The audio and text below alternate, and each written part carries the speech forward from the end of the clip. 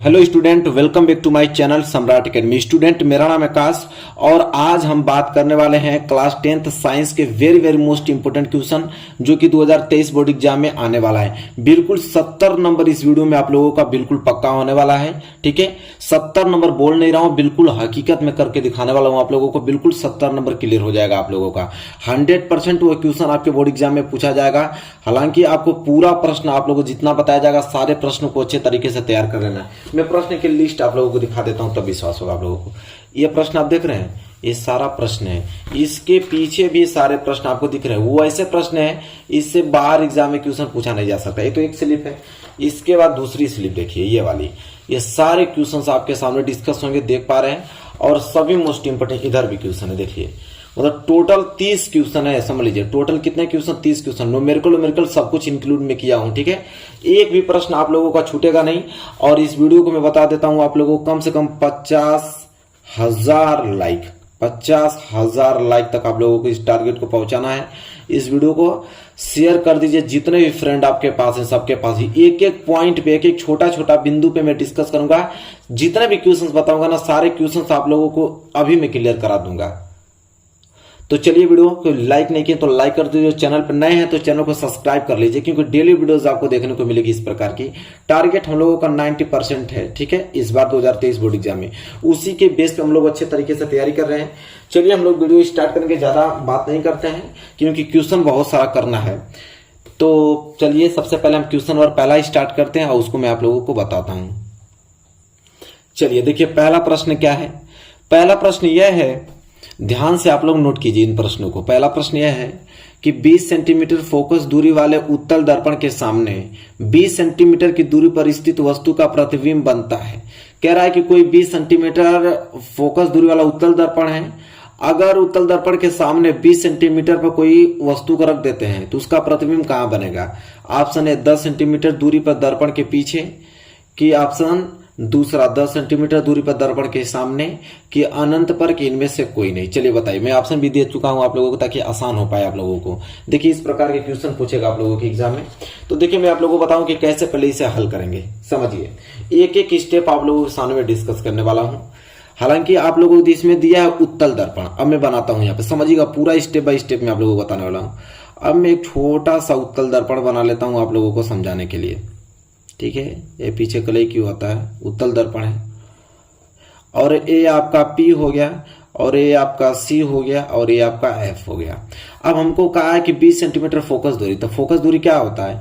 P से लेके F तक की दूरी, P से लेके F तक की दूरी फोकस दूरी कहलाती है F, स्मॉल f। F बराबर कितना दे रखा है? 20 सेंटीमीटर। अब प्लस होगा कि माइनस? तो प्लस होगा, क्योंकि P से इधर की जितनी भी दूरी नापते हैं सब प्लस में होता है। तो F तो हमको दे दिया प्लस 20 सेंटीमीटर।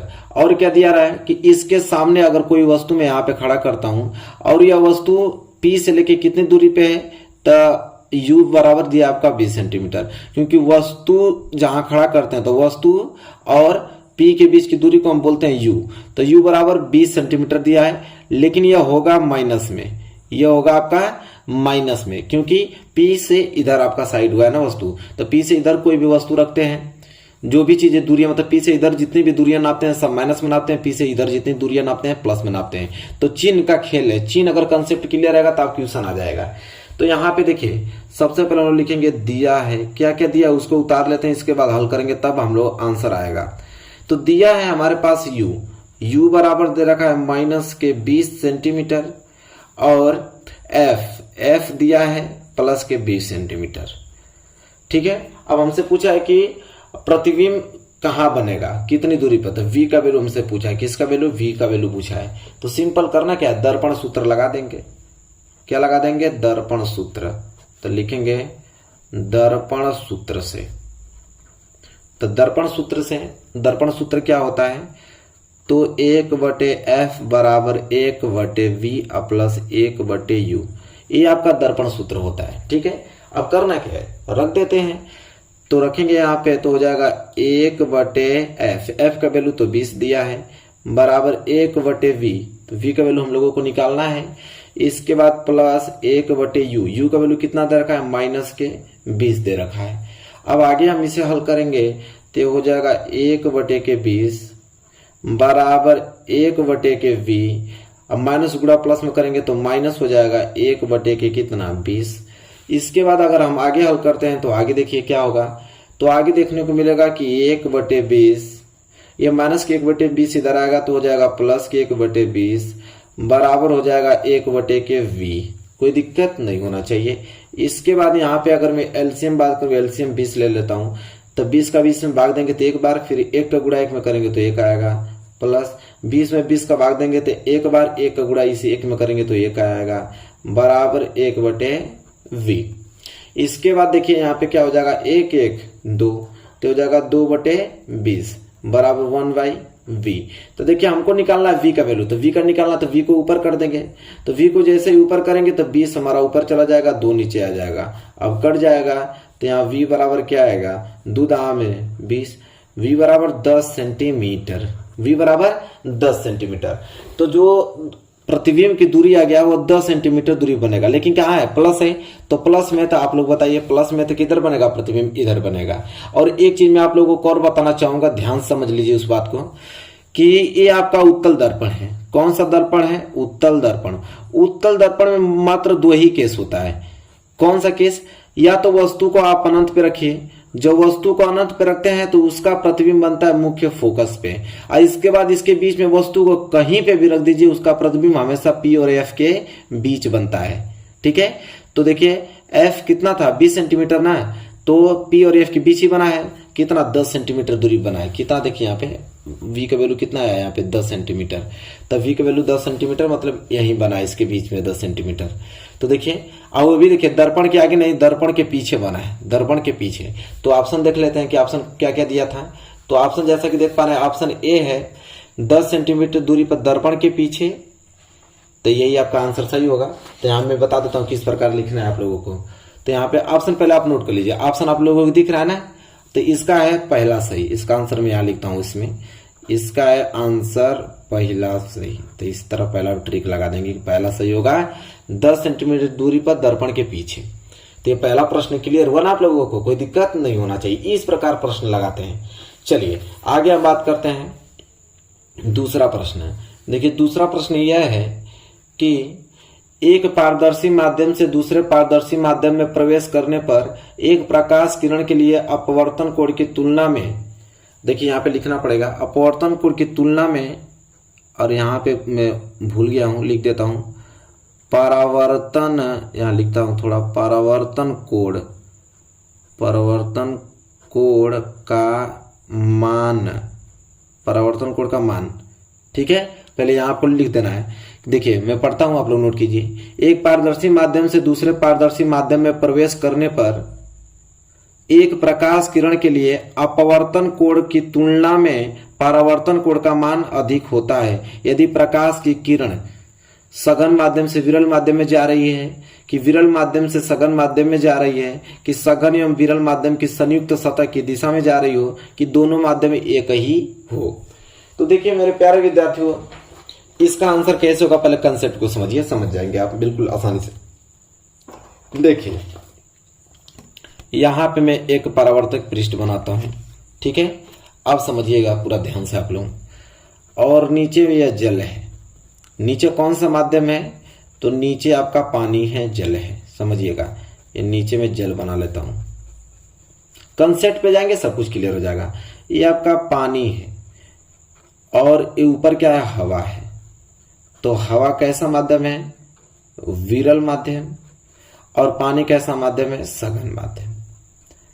अगर सघन माध्यम से प्रकाश की किरण में ले जा रहा हूं, यहां पे, यहां से सघन माध्यम से मैं प्रकाश किरण ले जा रहा हूं सघन माध्यम में, तो सघन माध्यम से प्रकाश किरण जा रही है किसमें, विरल माध्यम में, तो बीच में तो आपका क्या होगा, अभिलंब। क्या होगा, अभिलंब होगा। और सबको मालूम है कि जब प्रकाश की किरण सघन माध्यम से विरल माध्यम में जाता है तो अभिलंब से दूर हट जाता है, अभिलंब से क्या होता है, दूर हट जाता है। ठीक है, तो यह कोण जो है ये कोण आई होता है, क्योंकि अभिलंब तथा आपतित किरण के बीच के कोण को आई बोलते हैं, और परावर्तित किरण तथा विलंब के बीच के कोण को बोलते हैं आर। तो देखिए यहाँ पे आर जो है बड़ा हो, आर जो है वो बड़ा है कोण आई से। तो यही क्वेश्चन हमसे ना पूछा है, क्वेश्चन तो हमसे यही पूछा है कि एक पारदर्शी माध्यम से दूसरे पारदर्शी माध्यम में प्रवेश करने पर एक प्रकाश की किरण के लिए अपवर्तन कोण की तुलना में परावर्तन कोण का मान अधिक होता है। परावर्तन कोण मतलब आर का वैल्यू आई से अधिक होगा कब? यदि प्रकाश की किरण सघन माध्यम से विरल माध्यम में जा रही हो तब। देखिए सघन माध्यम से किस में जा रही है? सघन माध्यम से विरल माध्यम में जा रही है, तभी ना कोण आर जो है कोण आई से बड़ा हो रहा है। इसलिए इसका जो आंसर होगा तो ये आंसर पहला सही हो जाएगा। इसका आंसर क्या हो जाएगा? पहला सही हो जाएगा कि सघन माध्यम से विरल माध्यम में जा रही हो। ठीक है, तो आप लोग नोट कर लीजिएगा, यहाँ पे 4 ऑप्शन दिया है, 4 ऑप्शन नोट कर लीजिएगा, लेकिन पहला इसका सही होगा। पहला सघन माध्यम से विरल माध्यम में जा रही हो। क्लियर हो गया आप लोगों को? चलिए अगला प्रश्न हम बात करते हैं।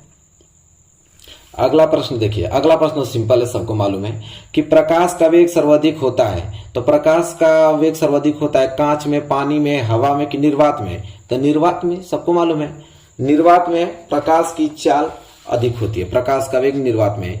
तो यहां मैं लिख भी देता हूं, क्वेश्चन नंबर तीसरा का डी होगा सही। क्या होगा भाईजान? तो निर्वात इसका सही आंसर होगा, निर्वात। इसके बाद अगला प्रश्न बात करें तो अगला प्रश्न दिया है कि निर्वात में प्रकाश की चाल होती है। तो बताइए कि निर्वात में प्रकाश की चाल कितनी होगी? यह बन गया क्वेश्चन। तो ये क्वेश्चन नंबर 4 है। क्वेश्चन नंबर 4 का आंसर जो होगा वो हो जाएगा बी, क्योंकि निर्वात में प्रकाश की चाल होता है क्या? 3 × 10⁸ मीटर पर सेकेंड। निर्वात में प्रकाश की चाल क्या होता है? 3 × 10⁸ मीटर पर सेकेंड। तो इसलिए चौथे का बी, चौथा है ना ये, चौथे का ये बी, ये वाला क्वेश्चन ये राइट आंसर हो जाएगा, ये ऑप्शन 3 × 10⁸ मीटर पर सेकेंड। तो निर्वात में प्रकाश की चाल इतना होता है, याद रखिए, सारे क्वेश्चंस बनते हैं एग्जाम में। इसके बाद अगला प्रश्न हम बात करें तो अगला देखिए बहुत ही ज्यादा लाजवाब क्वेश्चन है। क्या है कि समतल दर्पण के सामने, समतल दर्पण जो आईना में हम लोग अपना चेहरा देखते हैं, समतल दर्पण के सामने 10 सेंटीमीटर की दूरी पर रखी वस्तु की लंबाई 8 सेंटीमीटर है। दर्पण द्वारा बने प्रतिबिंब की लंबाई होगी। तो देखिए अब हमसे ये क्वेश्चन ये क्या है कि मैं बना देता हूं यहां पे, ये आपका समतल दर्पण है। क्या है आपका? समतल दर्पण है। तो समतल दर्पण के सामने, समतल दर्पण के सामने यहां पे 10 सेंटीमीटर दूरी पे एक वस्तु खड़ी है। ठीक है, यहां से लेके यहां तक की दूरी कितना है? 10 सेंटीमीटर दूरी है। तो 10 सेंटीमीटर दूरी पे एक वस्तु खड़ा है और वस्तु की लंबाई है 8 सेंटीमीटर। वस्तु की लंबाई है 8 सेंटीमीटर। तो कह रहा है कि इस शीशे में इसका जो प्रतिबिंब बनेगा, तो वो प्रतिबिंब मान लीजिए यहां बन रहा है, तो ये प्रतिबिंब की ऊंचाई क्या होगा पूछ रहा है।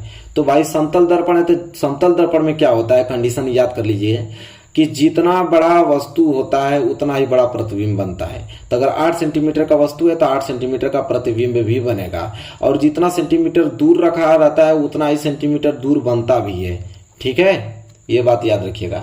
तो समतल देखिए मैं बता देता हूं, समतल दर्पण में जितना बड़ा वस्तु होता है उतना बड़ा प्रतिबिंब बनता है, जितनी दूरी पर वस्तु रखा रहता है उतना दूरी पर प्रतिबिंब भी बनता है। और मैं आपको बता देता हूं कि यह हमेशा आभासी तथा सीधा बनाता है, आभासी तथा सीधा प्रतिबिंब बनाता है और आकार बराबर बनाता है और दूरी भी समान दूरी पर बनाता है। यह समतल दर्पण की प्रॉपर्टीज है, इसको याद रखिएगा आप लोग। तो क्या हो जाएगा? तो समतल दर्पण के सामने 10 सेंटीमीटर की दूरी पर रखी गई वस्तु की लंबाई 8 सेंटीमीटर है, तो दर्पण द्वारा बनने वस्तु के प्रतिबिंब की लंबाई तो भी 8 ही सेंटीमीटर होगी। तो 5वें का ए, ये आपका 5वां ना, क्वेश्चन नंबर 5वें का ए राइट आंसर हो जाएगा। 8 सेंटीमीटर पे भी वस्तु का प्रतिबिंब बनेगा। बात खत्म, हटाइए। समझ में आ रहा ना सब आप लोगों को एकदम? इसके बाद इधर देखिए, क्वेश्चन ही क्वेश्चन लेके आया हूं मैं, समझ लीजिए कि अगला प्रश्न क्या है, समझिए। अगला प्रश्न यह है कि समतल दर्पण की फोकस दूरी होती है, तो समतल दर्पण की फोकस दूरी अनंत होती है। इतना बात याद रखिए आप लोग, ये तो जानते भी हैं आप लोग कि समतल दर्पण की फोकस दूरी अनंत होती है। इसलिए क्वेश्चन नंबर 6, क्वेश्चन नंबर 6 का बी जो है राइट आंसर हो जाएगा, अनंत। क्या हो जाएगा? अनंत हो जाएगा। चीजें क्लियर हो रही हैं? चलिए आगे हम बात करेंगे प्रश्न नंबर 7वां कि समतल दर्पण से किसी वस्तु का प्रतिबिंब बनता है। अभी हमने बताया है भाई, ये समतल दर्पण था कि समतल दर्पण से वस्तु का प्रतिबिंब आभासी बनता है, सीधा बनता है, अभी हमने बताया है। तो समतल दर्पण से किसी वस्तु का प्रतिबिंब बनता है आभासी, वास्तविक, छोटा कि बड़ा? तो भाई कैसा बनता है? आभासी बनता है। तो 7वें का ए यहां पे मैं लिख भी देता हूं एकदम आराम से। क्वेश्चन नंबर 7वें का ए कैसा बनता है भाईजान? आभासी बनता है। एक भी क्वेश्चन छोड़ना नहीं है आप लोगों को। आभासी बनता है, ये भी क्वेश्चन हो गया। Question number 7वां। 8वां की बात करें तो 8वां प्रश्न यह है, आप लोग ध्यान समझिए इसको, कि समतल दर्पण द्वारा निर्मित प्रतिबिंब का आवर्धन होता है। अब समतल दर्पण द्वारा निर्मित प्रतिबिंब का आवर्धन, आवर्धन मतलब एम, एम का वैल्यू पूछा है। किसका वैल्यू? एम। एम का वैल्यू का फॉर्मूला होता है एच डैश बटे एच, एक होता है एम बराबर वी बटे यू। ठीक है, ये आवर्धन होता है। तो कह रहा है कि समतल दर्पण का आवर्धन कितना होता है। तो अभी आपने एक चीज नोटिस किया होगा कि समतल दर्पण में ये एच डैश मतलब होता है प्रतिबिंब की ऊंचाई, समझ रहे ना? यह क्या होता है? प्रतिबिंब की ऊंचाई, याद रखिएगा। और एच मतलब क्या होता है? तो एच मतलब बिंब की ऊंचाई। क्या होता है? बिंब की ऊंचाई। समझ में आ गया? तो अभी समतल दर्पण में आपने देखा कि जितना बड़ा प्रतिबिंब होगा उतना बड़ा बिंब होगा। अभी हमने नोटिस ये किया है कि जितना बड़ा प्रतिबिंब होगा उतना बड़ा बिंब होगा, चाहे जितना बड़ा बिंब हम रखेंगे उतना ही बड़ा प्रतिबिंब, मतलब एच डैश जो है एच के बराबर है। आवर्धन का फॉर्मूला होता है एम बराबर एच डैश बटे एच। तो यहां से रख दूं तो एम बराबर एच डैश बटे एच। तो एच डैश के बराबर है तो उसकी जगह एच डैश लिख सकता हूं, बिल्कुल लिख सकता हूं। काट दीजिए, कट गया। तो एम बराबर 1 आ गया। तो जब भी आपको समतल दर्पण का आवर्धन पूछे तो कितना आता है? 1 आता है। समतल दर्पण का आवर्धन क्या होता है? 1। तो करना क्या है? बढ़िया। आगे प्रश्न नंबर कौन था? 8वां। हाँ, समतल दर्पण द्वारा निर्मित प्रतिबिंब का आवर्धन होता है तो 1। याद कर लीजिए, 8वें का ए लिखिए यहाँ पे। क्वेश्चन नंबर 8वें का ए 1 होगा राइट आंसर। क्लियर हो गया आप लोगों को अच्छे तरीके से? कोई डाउट नहीं होना चाहिए, बिल्कुल भी डाउट नहीं होना चाहिए। जो नहीं आ रहा है कमेंट कीजिएगा, हमको सारा कुछ बता दूंगा। चलिए प्रश्न नंबर 9 देखिए। प्रश्न नंबर 9 है कि उत्तल दर्पण के सामने रखी वस्तु का प्रतिबिंब बनता है। कह रहा है कि उत्तल दर्पण के सामने अगर किसी वस्तु को रख दूंगा तो उसका प्रतिबिंब कैसा बनेगा? वस्तु की स्थिति पे, दर्पण के सामने वस्तु की स्थिति से दुगनी पर, कि दर्पण के सामने वस्तु की स्थिति से आधी दूरी पर, कि दर्पण के पीछे। देखिए कंसेप्ट में बताता हूं आप लोगों को और उससे पूरा का पूरा क्लियर हो जाएगा। हमसे प्रश्न ये पूछा है कि उत्तल दर्पण, आप समझिएगा, उत्तल दर्पण के सामने, तो ये आपका क्या होता है? P, ये आपका होता है C और ये होता है आपका F। तो देखिए उत्तल दर्पण में मात्र 2 ही केस होता है, या तो वस्तु को अनंत पे रख दीजिए या तो अनंत और P के कहीं पे भी बीच में रख दीजिए। अनंत पे रखेंगे तो मुख्य फोकस पे उसका प्रतिबिंब बनता है, इसके बीच कहीं पे भी रख देंगे तो इसके बीच बनता है। तो ये बताइए, एक चीज देखिए, देख रहे हैं ना, 2 ही प्रतिबिंब बनता है इसका और दोनों ही दर्पण के पीछे बनता है, दोनों ही दर्पण के पीछे। तो आप एक बात बताइए कि यहाँ पे बोला है कि उत्तल दर्पण के सामने रखी वस्तु का प्रतिबिंब बनता है, तो ये देखिए ऑप्शन बी और ऑप्शन सी तो तुरंत गलत कर देंगे आप, क्योंकि दर्पण के सामने दिया तो कभी जिंदगी में दर्पण के सामने तो बनेगा नहीं, क्योंकि हमेशा दर्पण के पीछे बनता है। तो ये ऑप्शन गलत। दर्पण के सामने, ये भी ऑप्शन गलत। कह रहा है कि वस्तु की स्थिति पता, ये भी गलत होगा। कह रहा है कि अगर वस्तु के यहाँ पे रख दूंगा तो इसका प्रतिबिंब वहीं बनेगा, तो बिल्कुल गलत कर रहा है। तो ऑप्शन डी सही होगा, दर्पण के पीछे।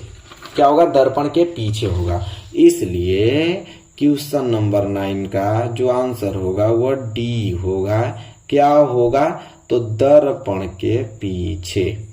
क्या होगा? दर्पण के पीछे। सब कुछ कंसेप्ट क्लियर हो रहा है ना आप लोगों को? बताइएगा। चलिए, दर्पण के पीछे। चलिए आगे हम बात करते हैं। अगला प्रश्न देखिए। अगला प्रश्न है कि उत्तल दर्पण से बनने वाले प्रतिबिंब की प्रकृति है। तो एक बात याद अभी रख लीजिए, क्योंकि उत्तल दर्पण से बनने वाले प्रतिबिंब की प्रकृति, तो उत्तल दर्पण हमेशा कैसा प्रतिबिंब बनाता है? तो हमेशा आपको आभासी तथा सीधा प्रतिबिंब बनाता है। आभासी तथा कैसा प्रतिबिंब बनाता है? सीधा प्रतिबिंब बनाता है। याद रखिएगा, हमेशा आभासी तथा सीधा प्रतिबिंब बनाता है। तो ये सारी चीजें क्लियर हो गया। ये प्रश्न नंबर 9 था। ये प्रश्न नंबर 9 था, अरे 9 कह रहा हूं, 10 था ना। प्रश्न नंबर 10। हाँ, उत्तल दर्पण से बनने वाले प्रतिबिंब की प्रकृति कैसी है? तो आभासी तथा सीधा। तो आभासी तथा सीधा 10वें का क्या हो जाएगा? बी। 10वें का बी। तो लिख लीजिए, ये क्वेश्चन नंबर 10वें का क्या है जी? बी है। आभासी तथा सीधा बनाता है। क्वेश्चन नंबर 10वां भी क्लियर हो गया। क्वेश्चन नंबर 11 देखिए। कह रहा है कि किसी वस्तु का वस्तु से बड़ा तथा आभासी प्रतिबिंब बनता है। कह रहा है कि किसी वस्तु का वस्तु से बड़ा तथा आभासी प्रतिबिंब बनता है। तो एक चीज याद रखिएगा, आप लोगों को मैं बता देता हूं, समतल दर्पण में तो बराबर प्रतिबिंब बनता है, तो ये तो ऑप्शन होगा नहीं। अवतल लेंस होगा नहीं, क्योंकि छोटा प्रतिबिंब बनाता है। अवतल दर्पण द्वारा, उत्तल दर्पण द्वारा, इन्हीं दोनों में बात फंस गई। लेकिन मैं आप लोगों को बता दूं कि यह है आपका कौन सा दर्पण? उत्तल दर्पण। उत्तल दर्पण में दो ही केस होता है, या तो अनंत पर रखेंगे तो मुख्य फोकस पे बनेगा, और इसके बीच कहीं पे रख दीजिए तो पी तथा एफ के बीच बनेगा। तो दो ही केस बनता है, लेकिन दोनों केस में जो प्रतिबिंब है ना भाईजान, दोनों केस में छोटा प्रतिबिंब बनता है। तो आपका ऑप्शन बस एक ही बच गया, ऑप्शन ए। ऑप्शन ए कहां गया भाई? ऑप्शन ए, अरे उत्तल दर्पण ऑप्शन ए, तो गलत हो गया। ऑप्शन बी अवतल दर्पण। अवतल दर्पण ये हो जाएगा राइट आंसर। अब आप सोचेंगे कि सर अवतल दर्पण में आभासी प्रतिबिंब कहां बनता है, हमें बताइए।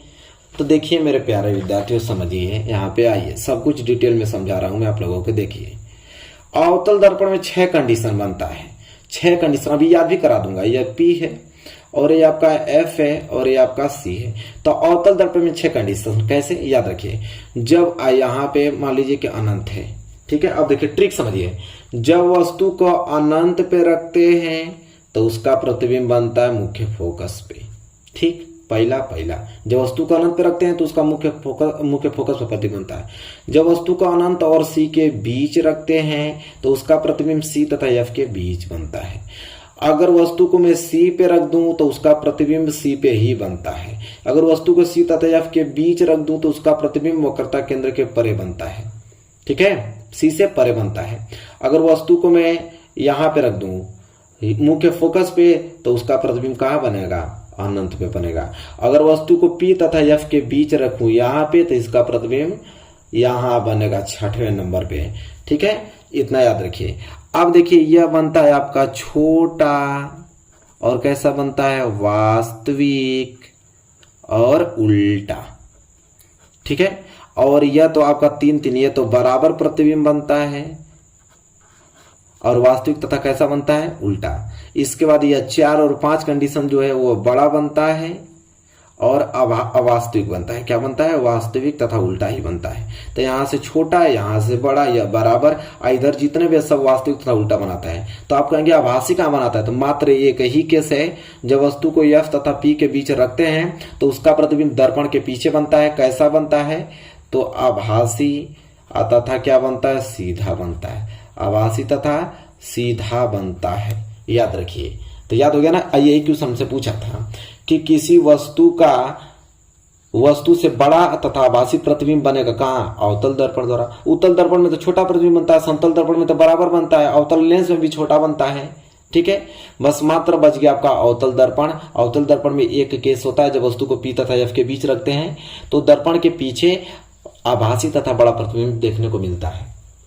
क्लियर है? चलिए आगे आइए। प्रश्न नंबर 12।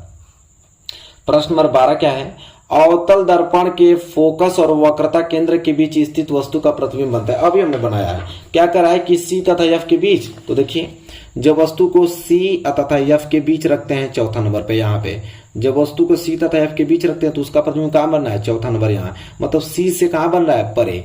सी से कहां बन रहा है? परे बन रहा है। या तो आप कह सकते हैं सी तथा अनंत के बीच। तो चलिए देखते हैं ऑप्शन में क्या दिया है। कह रहा है कि अवतल दर्पण के फोकस और वक्रता केंद्र के बीच स्थित वस्तु का प्रतिबिंब बनता है।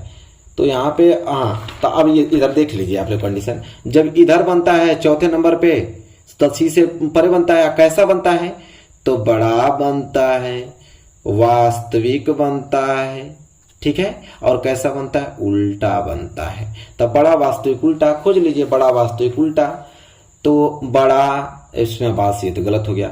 उल्टा, वास्तविक, बड़ा। देखिए बड़ा, वास्तविक, उल्टा, बिल्कुल सही है कि नहीं? तो ऑप्शन बी जो है राइट आंसर हो जाएगा। तो 12 का बी क्या हो जाएगा?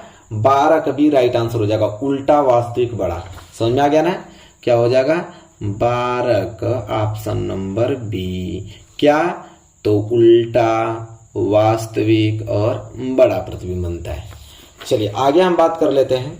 तो अगला प्रश्न है यहाँ पे कि किसका दृष्टि क्षेत्र सबसे अधिक होता है? समतल दर्पण का, उत्तल दर्पण का, अवतल दर्पण का कि उत्तल लेंस का? तो देखिए दृष्टि क्षेत्र सबसे अधिक होता है उत्तल दर्पण का। उत्तल दर्पण का दृष्टि क्षेत्र सबसे अधिक होता है। क्यों? जब हम लोग गाड़ी चलाते हैं तो गाड़ी में जो साइड मिरर लगा होता है, यहाँ साइड में साइड मिरर लगा होता है ना, तो उसमें देखते हैं इसका दृष्टि क्षेत्र बहुत बड़ा होता है।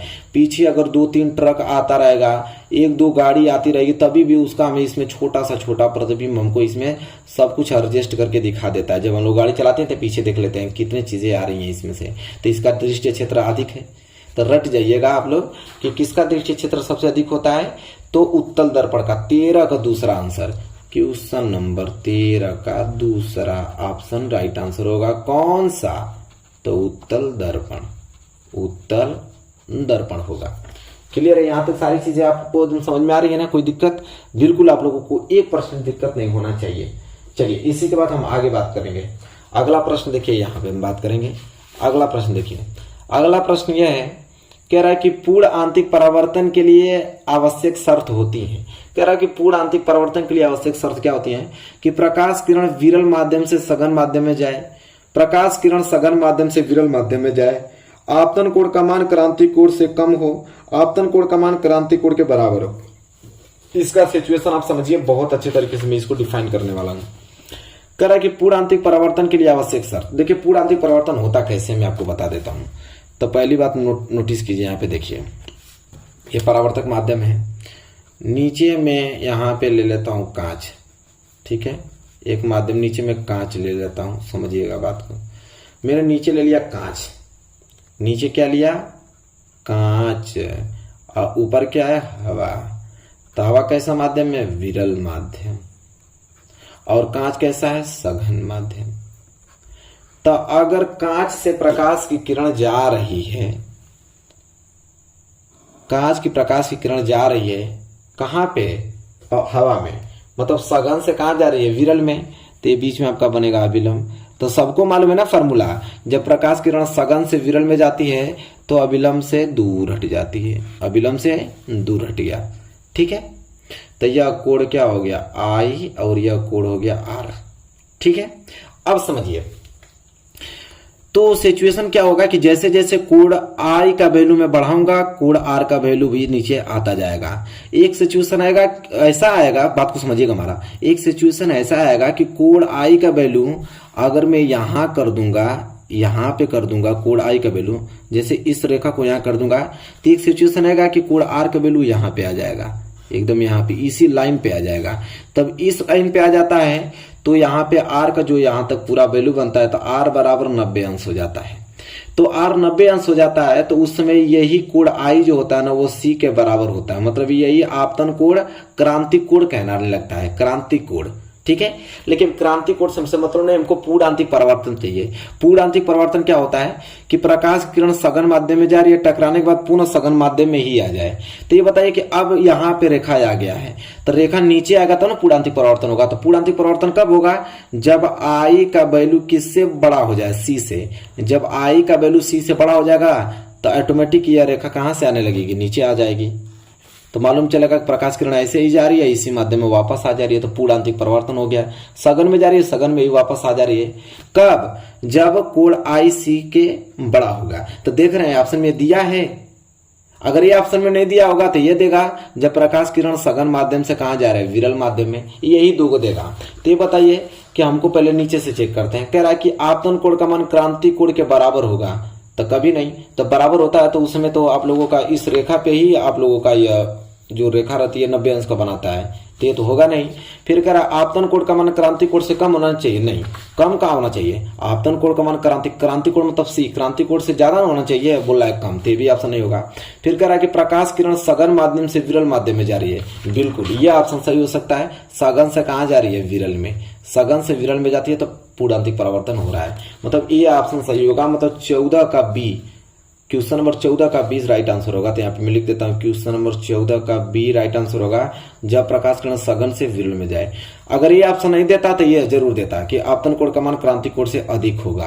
तो यही दो सिचुएशन में पूर्ण आंतरिक परावर्तन होता है।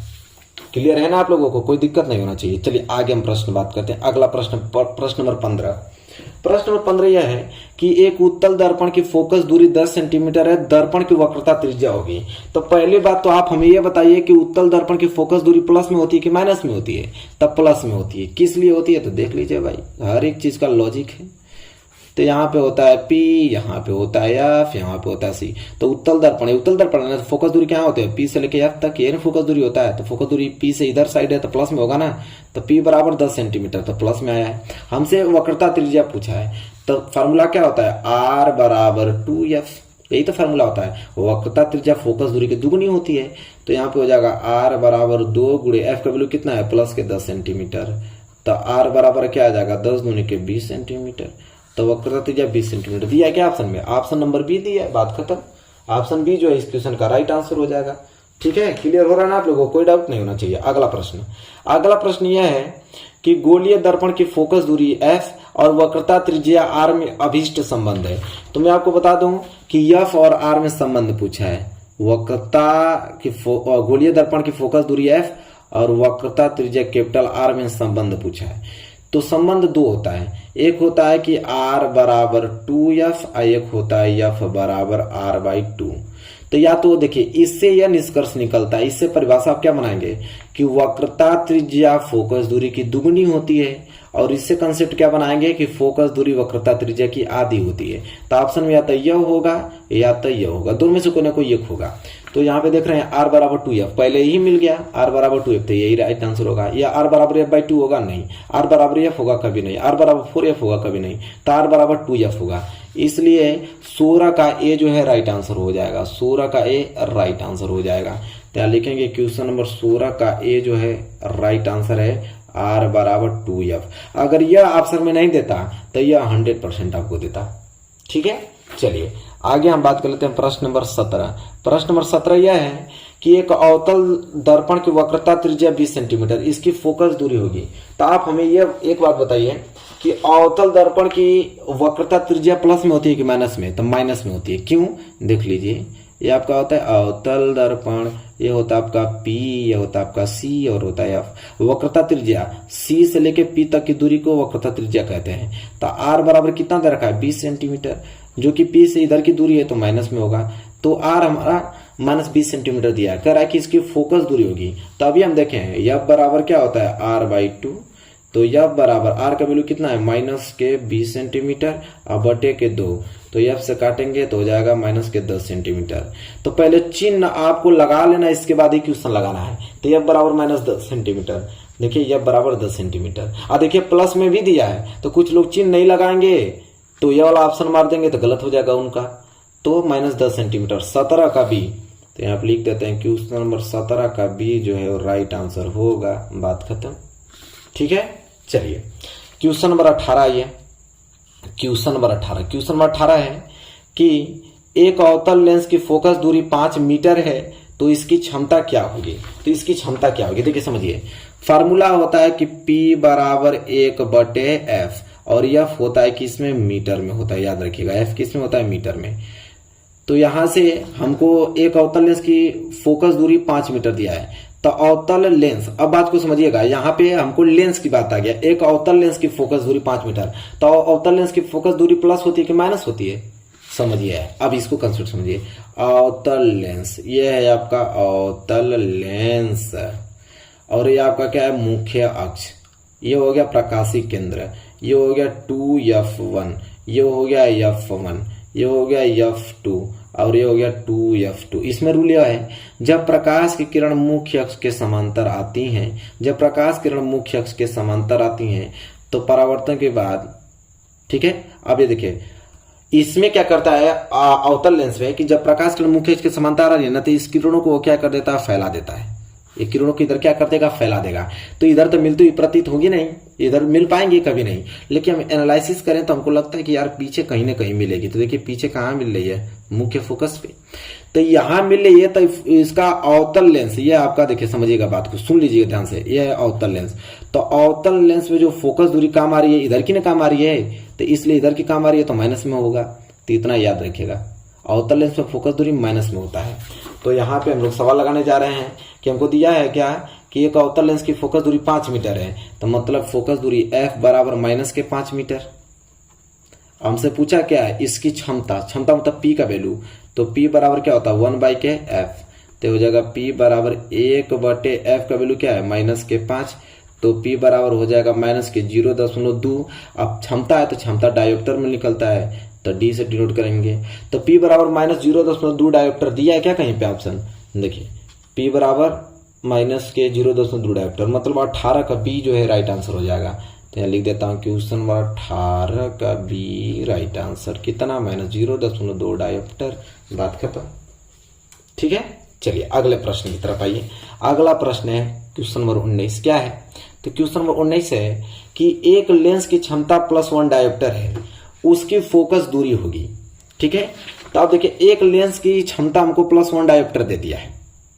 एक लेंस की क्षमता प्लस हमको 1 डायोप्टर दिया है, कह रहा है कि उसकी फोकस दूरी हो गई।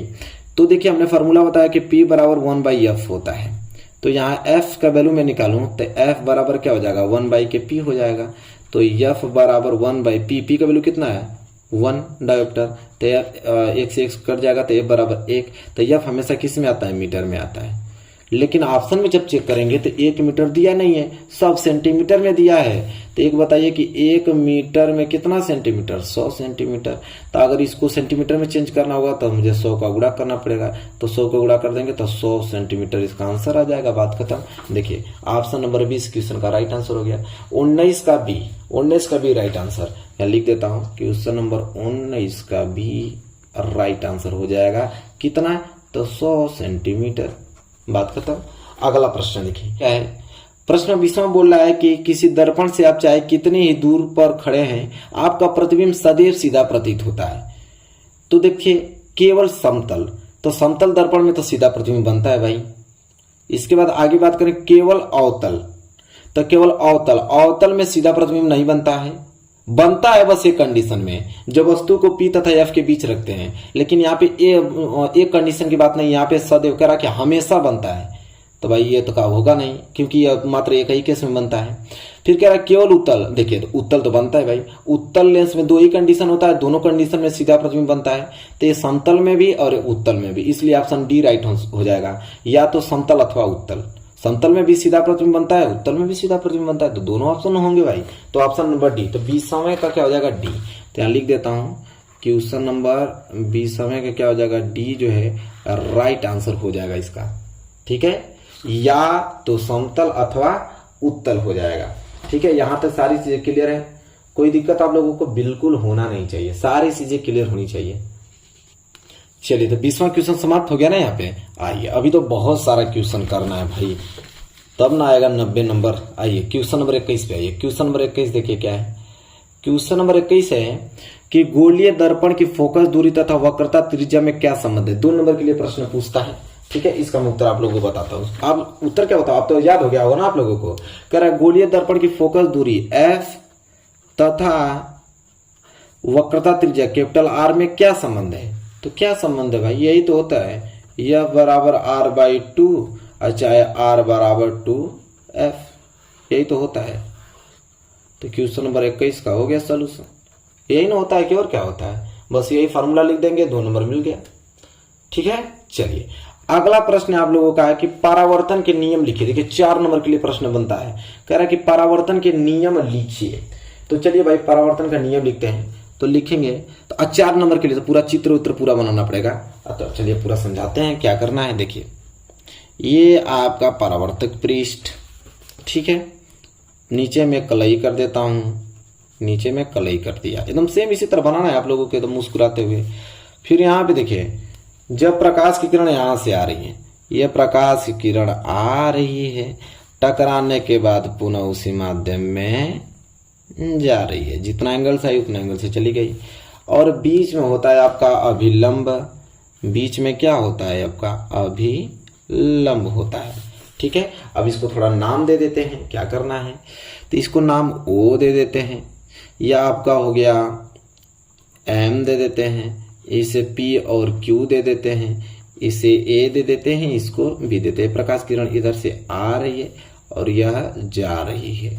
ठीक है, तो परिवर्तन तो ये होता है ना, जब प्रकाश किरण एक किसी माध्यम से आया, टकराने के बाद पुनः उसी माध्यम में वापस लौट के चले आए, तो प्रकाश का परिवर्तन होता है। फिर देखिए ये आपका कौन सी किरण है? तो आपतित किरण। कौन सा किरण है? आपतित। आने वाली किरण को क्या बोलते हैं? आपतित किरण। आपतित किरण। इसके बाद यह किरण जा रही थी, इसको क्या बोलेंगे? परावर्तित किरण। परावर्तित किरण। और ये बीच में आपका हो जाएगा अभिलंब। बीच में हो जाएगा आपका अभिलंब। और यह जब O है, यह है आपका आपतन बिंदु, आपतन बिंदु। ठीक है। अब समझिए, आपतित किरण और अभिलंब के बीच जो कोण बनता है तो ये होता है कोण आई। इसको बोलते हैं आपतन कोण। इसे क्या बोलते हैं? आपतन कोण। और अभिलंब तथा परावर्तित किरण के बीच ये जो कोण बनता है ये कोण R, इसे बोलते हैं परावर्तन कोण। क्या बोलते हैं? परावर्तन कोण। ये चित्र बनाना है आप लोगों को, तो ये चित्र आप लोगों ने बना दिया है। इसके बाद लिखेंगे परावर्तन के नियम। तो परावर्तन के, ये परावर्तन आपको समझ आ गया ना। अब यहाँ पे लिखे नियम, तो यहाँ पे लिखेंगे परावर्तन के 2 नियम है। परावर्तन के कितने नियम हैं? तो 2 नियम हैं। अब कौन कौन से नियम हैं? तो पहला नियम यह है कि जब भी परावर्तन होगा तो उस समय कोण I जो है कोण R के बराबर होता है। कोई भी परावर्तन जब भी होगा तो कोण I कोण R के बराबर होता ही होता है, मतलब आपतन कोण परावर्तन कोण के बराबर होता है। दूसरा क्या होता है? तो दूसरा होता है आपतित किरण। आपतित किरण लिखिए हमारे साथ, आपतित किरण और परावर्तित किरण। परावर्तित किरण, आपतित किरण, परावर्तित किरण तथा और यह आपतन बिंदु पर अभिलंब तथा आपतन बिंदु पर अभिलंब। आपतन बिंदु पर अभिलंब, आपतन बिंदु पर अभिलंब तीनों एक ही तल में होते हैं। तीनों एक ही तल में होते हैं। तीनों एक ही तल में होते हैं। क्लियर हो गया आप लोगों को? यही 2 नियम होता है परावर्तन के नियम, कि आपतन कोण परावर्तन कोण के बराबर होता है और आपतित किरण, परावर्तित किरण तथा आपतन बिंदु पर विलंब तीनों एक ही तल में होते हैं। ये आपका परावर्तन के नियम है। 4 नंबर तुरंत आप लोगों का तैयार हो गया होगा। प्रश्न नंबर 22, ये प्रश्न नंबर क्या था? 22 मैं लिख भी देता हूँ। क्वेश्चन नंबर ये आपका 22 है और इसका सोल्यूशन आपने देखा कितना अच्छे तरीके से पूरा डिटेल में हमने समझाया। ठीक है, चलिए फिर कह रहा है रेखीय आवर्धन किसे कहते हैं? इसका सूत्र लिखिए। 2 नंबर के लिए प्रश्न आता है, रेखीय आवर्धन किसे कहते हैं? समझिए, देखिए रेखीय आवर्धन क्या होता है? तो रेखीय आवर्धन का 2 सूत्र होता है। एक होता है आपका आवर्धन बराबर, मैं लिख देता हूं, सूत्र होता है आवर्धन बराबर प्रतिबिंब की ऊंचाई, प्रतिबिंब की ऊंचाई और बटे में होता है बिंब की ऊंचाई। प्रतिबिंब की ऊंचाई बटे में बिंब की ऊंचाई होता है। इसे शॉर्टकट में लिखे तब आवर्धन को m से दर्शाते हैं, प्रतिबिंब की ऊंचाई को h डैश से दर्शाते हैं और बिंब की ऊंचाई को h से। तो यह फार्मूला बन गया आवर्धन का। और एक फार्मूला होता है, तो यह होगा आवर्धन बराबर क्या होता है वह? तो आवर्धन बराबर होता है कि प्रतिबिंब की दूरी, प्रतिबिंब की दूरी बटे में बिंब की दूरी, प्रतिबिंब की दूरी बटे में बिंब की दूरी। तो इससे हम बात करें तो आवर्धन के m, प्रतिबिंब की दूरी दर्पण से कितना होता है? v, और बिंब की दूरी दर्पण से u। तो m बराबर v बटे u होता है। तो यह फार्मूला तो सूत्र हो गया। लेकिन हमसे पूछा है कि परिभाषा, इसे रेखीय आवर्धन किसे कहते हैं? तो रेखीय आवर्धन किसे कहते हैं? कि प्रतिबिंब की ऊंचाई का अनुपात और बिंब की ऊंचाई के अनुपात को हम आवर्धन कहते हैं। प्रतिबिंब की ऊंचाई तथा बिंब की ऊंचाई के अनुपात को हम आवर्धन कहते हैं। लिख दे रहा हूं मैं यहाँ पे, लिखेंगे आप। इसका उत्तर कैसे लिखेंगे पहले? तो प्रतिबिंब की ऊंचाई, प्रतिबिंब की ऊंचाई तथा बिंब की ऊंचाई तथा बिंब की ऊंचाई का अनुपात, बिंब के ऊंचाई का अनुपात आवर्धन कहलाता है। आवर्धन कहलाता है। बस बात खत्म। इसको लिखने के बाद दोनों सूत्र लिख लीजिएगा। ये आपका यहाँ क्वेश्चन नंबर क्या है? 23। क्वेश्चन नंबर क्या है आपका? 23 है। तो क्वेश्चन नंबर 23 भी क्लियर हो गया। ये ने पूछा था रेखीय आवर्धन किसे कहते हैं, इसका सूत्र लिखिए। ठीक है, अब आगे प्रश्न देखिए, बहुत महत्वपूर्ण प्रश्न यह है। कह रहा है कि एक प्रकाश किरण लंबवत रूप से दर्पण से टकराती है, इसका आपतन कोण क्या होगा? कह रहा है कि एक प्रकाश किरण लंबवत रूप से दर्पण से टकराती है तो इसका आपतन कोण क्या होगा। तो देखिए इसका कहने का मतलब क्या है, बहुत लोग कंफ्यूज हो जाते हैं इसमें, कुछ लोग 90 अंश, कुछ लोग 45 अंश करने लगेंगे। देखिए ये दर्पण मान लेता हूं, ठीक है, ये दर्पण है, समतल दर्पण लिया हमने। अब इधर से प्रकाश किरण आ रही है, लंबवत सीधा आ रही है, तो ये प्रकाश की किरण सीधा आएगी तो जाएगी भी सीधा, आएगी सीधा तो जाएगी भी सीधा।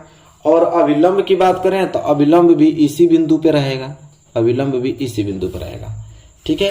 तो हम देख रहे हैं कि कोई भी कोण बनता है तो कोण कैसे मेजर करते हैं, तो कोण हम किसी तरह कैसे नापते हैं, तो अविलंब तथा आपतित किरण के बीच को कोण आपतन कोण बोलते हैं, परावर्तित किरण तथा विलंब के बीच के कोण को परावर्तन कोण। मतलब अविलंब और परावर्तित किरण, अविलंब और आपतित किरण, यहाँ उनके बीच जो कोण बनता है उसे हम कोण नापते हैं। लेकिन यहाँ पे देख पा रहे हैं तो आपतित किरण भी उसी पे है, परावर्तित किरण भी उसी पे, अविलंब भी उसी पे है, तो थोड़ा सा भी गैप तो नहीं है, तीनों एक ही पे हैं तो कोण बनेगा, एक भी कोण ही नहीं बनना है।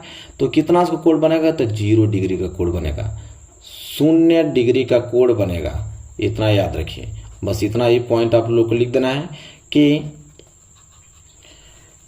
आपतन कोण, अरे आपतित किरण, परावर्तित किरण तथा विलंब तीनों एक ही रेखा में हैं, इसलिए 0 कोण बनेगा। क्या बोला हूं, सुन लीजिए, लिख लीजिएगा, आपतित किरण, परावर्तित किरण, अविलंब तीनों एक ही रेखा पर हैं, इसलिए 0 कोण बनेगा। तो ये आपका क्वेश्चन नंबर 23 था। ये भी क्लियर हो गया आप लोगों को। क्वेश्चन नंबर 23 कह रहा हूं जी, क्वेश्चन नंबर 24, क्वेश्चन नंबर 23 तो हम लोग रेखीय आवर्धन वाला देखे हैं। क्वेश्चन नंबर 24 भी क्लियर हो गया ना, कि एक प्रकाश किरण लंबवत रूप से दर्पण से टकराती है, इसका आपतन कोण क्या होगा, तो 0 डिग्री होगा, बात खत्म, ठीक है। चलिए इसके बाद है कि वास्तविक तथा आभासी प्रतिबिंब में अंतर लिखे। अब वास्तविक तथा आभासी प्रतिबिंब में अंतर पूछा है, तो चलिए मैं अंतर आप लोगों को बता देता हूं, इसके बाद सिर्फ न्यूमेरिकल बच जाएगा। तो अंतर में यह होगा कि एक साइड पहले वास्तविक आप डाल लीजिए, ये प्रश्न बनता है, तो एक साइड वास्तविक और एक साइड आप डाल लीजिए आभासी, एक साइड वास्तविक और एक साइड आभासी डाल लीजिए, ठीक है। आप देखिए यहाँ पे लिखेंगे वास्तविक में क्या लिखेंगे, पहला पॉइंट, तो वास्तविक में लिखेंगे कि वास्तविक किरण मिलती है। जब भी वास्तविक प्रतिबिंब मिलेगा ना तो वास्तव में आपको मिलती हुई किरण दिखेगी कि मिल रही है किरण, तो वास्तविक किरण मिलती है, वास्तविक किरण मिलती है। लेकिन आभासी में मिलती नहीं है, मिलती हुई प्रतीत होती है। तो लिखेंगे इसमें कि वास्तविक किरण, आभासी में क्या होता है कि जो वास्तविक किरण मिलती हुई प्रतीत होती है, मिलती हुई प्रतीत होती है। एक अंतर तो ये हो गया, प्रतीत होती है, एक अंतर हो गया। दूसरा अंतर क्या देंगे, तो दूसरा अंतर इसमें लिखेगा कि वास्तविक प्रतिबिंब को पर्दे पर प्राप्त किया जाता है, पर्दे पर प्राप्त, पर्दे पर प्राप्त करते हैं, ऐसे पर्दे पर प्राप्त नहीं करते हैं, पर्दे पर प्राप्त नहीं करते हैं। पर्दे का मतलब कोई दूसरी चीज पे प्राप्त होता है, पर्दे पे प्राप्त नहीं करते हैं। कागज हुआ, चाहे आपका कोई पर्दा रख देंगे, उस पे वो प्रतिबिंब बनेगा, उससे देखेंगे तो, ठीक है। और तीसरा हम बात करें तो वास्तविक प्रतिबिंब हमेशा उल्टा बनाता है और बड़ा प्रतिबिंब बनाता है। और आभासी की बात करें तो आभासी हमेशा सीधा प्रतिबिंब बनाता है और छोटा प्रतिबिंब बनाता है। तो 3 अंतर तो हमने लिखवा दिया, बिल्कुल तीनों आप नोट कर लीजिएगा। इसके बाद हम बात करें तो अब जो प्रश्न है अब न्यूमेरिकल है। अब जो प्रश्न है वो क्या है, न्यूमेरिकल है। देखिए 26 भी न्यूमेरिकल है, 27 भी न्यूमेरिकल है और 29 भी न्यूमेरिकल है और 30 भी न्यूमेरिकल, 4 न्यूमेरिकल है। एक प्रश्न यह है कि अवतल दर्पण के किन्हीं 2 उपयोग का वर्णन कीजिए। तो चलिए मैं 2 उपयोग आप लोगों को लिखवा देता हूं, इसके बाद सिर्फ न्यूमेरिकल बच जाएंगे, ठीक है। क्या बच जाएंगे, न्यूमेरिकल। तो अवतल दर्पण के 2 उपयोग मैं यहाँ लिखवा देता हूँ, यहाँ पे लिख लीजिए आप लोग, उपयोग, अवतल दर्पण का उपयोग हम लोग लिखवा रहे हैं। क्वेश्चन नंबर 28 है, अवतल दर्पण के 2 उपयोग का वर्णन कीजिए। 2 नंबर के लिए प्रश्न पूछता है। तो उपयोग में पहला लिखेंगे हम लोग क्या, कि यहां मैं लिख देता हूं, अपने लिख लीजिएगा, दाढ़ी बनाते समय। आप लोगों को ऐसे नहीं लिखना, आप लोग ऐसे लिखिएगा, अवतल दर्पण को दाढ़ी बनाते समय प्रयोग किया जाता है। और दूसरा दाढ़ी बनाते समय दूसरा है कि जैसे कान हुआ, आपका नाक हुआ, और गले की जांच के लिए, गले की जांच के लिए हम अवतल दर्पण का प्रयोग करते हैं। तो ये दोनों आप लिख लीजिए। अब सिर्फ आपका बच गया न्यूमेरिकल। तो न्यूमेरिकल की मैं सोच रहा हूं कि एक अलग से क्लास लूं, उसमें सिर्फ न्यूमेरिकल डिस्कस करूंगा, ताकि अच्छे तरह, क्लास तो बहुत बड़ा हो गया है ठीक है। अब मैं डिस्कस करूंगा सिर्फ न्यूमेरिकल उस क्लास में, 1 न्यूमेरिकल, 2 न्यूमेरिकल, 3 न्यूमेरिकल, 4 न्यूमेरिकल है, 6 न्यूमेरिकल और ले लूंगा, 10 न्यूमेरिकल में टोटल डिस्कस करने वाला हूं। बाकी पूरा का पूरा मैं प्रश्न आप लोगों को सोल्यूशन करा दिया हूं। तो आई होप आप लोगों को क्लियर हो गया होगा। मेरे प्यारे विद्यार्थियों, बताइए आप लोगों को वीडियो कैसी लगी है। वीडियो अच्छी लगी तो प्लीज लाइक कीजिएगा और चैनल पर नए तो चैनल को सब्सक्राइब करके बेल आइकन को प्रेस कर लीजिएगा। मिलेंगे एक प्यारा से नेक्स्ट वीडियो में, तब तक के लिए धन्यवाद।